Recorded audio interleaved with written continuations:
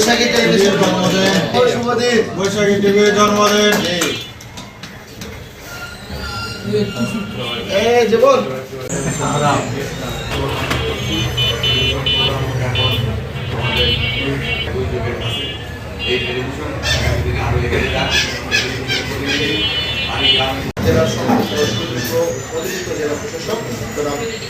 সংবাদ পরিবেশন করার চেষ্টা করে। এই সমস্ত সংবাদে অনেক সময় সংক্ষিপ্ত বক্তব্য শেষ করছি। আল্লাহ অসংখ্য ধন্যবাদ জানাচ্ছি।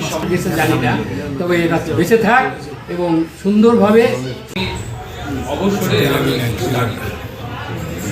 পড়াশোনা করে খুব শুভেচ্ছা জানাচ্ছি।